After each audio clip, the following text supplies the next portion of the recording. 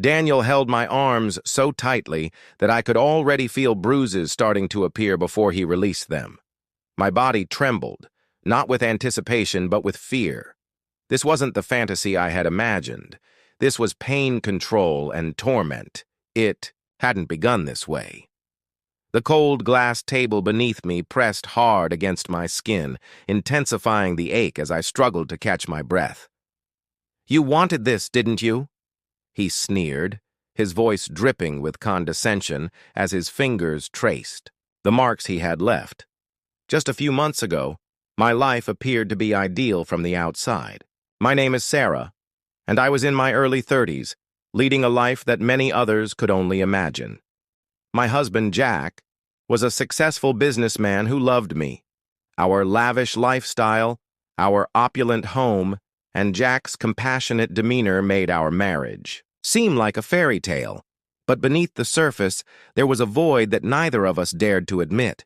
Physically, Jack was attentive, but in our 2 years of marriage, I had never felt the kind of passion I yearned for. Part of the problem was that Jack was too cautious and gentle, but there was also an obvious physical mismatch between us. I initially thought that love and security were more important than Jack's modest size, but over time that unspoken need turned into a raging hunger I couldn't ignore. I first met Daniel, Jack's childhood friend, on a typical evening when Jack invited him over to watch a football game. I had heard about Daniel's charm and accomplishments countless times, but nothing could have prepared me for the reality. Daniel had an easy smile, a tall, broad frame that readily commanded attention, and a magnetic confidence that filled the room. As I lay in bed next to Jack that night, I couldn't stop replaying every moment Daniel had been in our house. Over the next few weeks, Daniel became a frequent visitor, and Jack loved him. I pretended to love him too, but my feelings were far from innocent. Daniel had a deep laugh and a presence that filled every corner of the room. His fitted jeans highlighted his athletic physique, and though I tried to ignore it, my gaze betrayed me.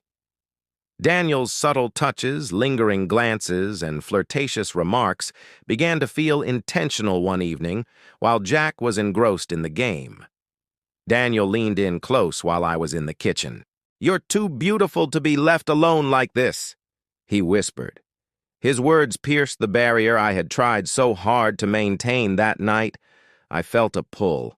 I couldn't resist. The first time I crossed the line with Daniel was when Jack was away on a business trip. Daniel showed up unannounced, his press both thrilling and terrifying. The moment he pulled me close, every ounce of resistance. I had crumbled. I was overwhelmed by the intensity of his touch, the strength in his movements when I saw him fully. For the first time, I was stunned. "I've never seen anything like this." I whispered, my voice trembling with a mix of shock and awe. Everything about him was overwhelming, far beyond anything I had experienced with Jack that night, changed everything. It wasn't just physical. It was a revelation of what I had been missing for months. Daniel and I continued our affair, and the passion we shared made me feel alive in ways I had never experienced before. He reawakened parts of me that I was unaware existed, stoking deep-seated desires. We met in secret at hotels and quiet places in my house where we could sneak a moment together. Every encounter was a heady mix of excitement and danger, but the thrill didn't last forever. Over time, Daniel's behavior changed. His charm gave way to possessiveness. His passion turned into control. His requests became harsher and darker, forcing me into uncomfortable situations. "You're mine," he would say, his voice filled with an intensity that sent shivers down my spine, not in a good way. The physical pain was one thing, but the emotional toll was much worse. I wanted to break up with him, but Daniel wouldn't let me go, saying that if I leave, I'll tell Jack everything. He threatened to do so, trapping me as a prisoner in a relationship that had devolved into a nightmare. One night, he showed up without warning and pushed me against the wall. His grip was firm, and his movements were forceful. When Jack saw the bruises and said, "What happened to you?" In a worried voice, I tried to dismiss it, but he wouldn't let it go.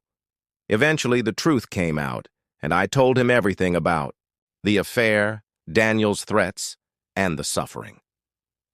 Jack cut off contact with Daniel right away, but our marriage was irrevocably ruined. His face went white, and his silence was deafening. Jack made an effort to move on, but the betrayal was too profound, so he started drinking excessively to cope with his anger and grief. Eventually, his melancholy transformed into bitterness, and I became the object of his suffering. I could no longer stand the bitter and vindictive guy who had replaced the sweet and lovely man I had married.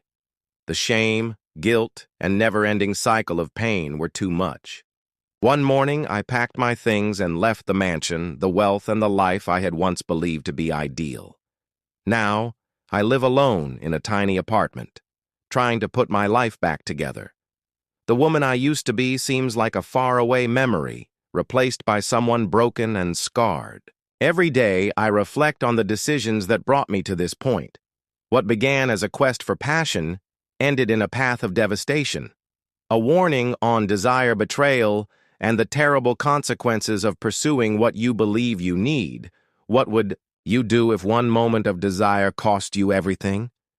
This is a tale of love, betrayal, and the devastating results of forbidden passion. Passion didn't save me. It killed all I held dear.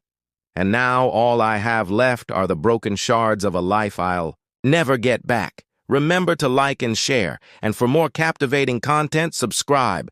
Tales like as these.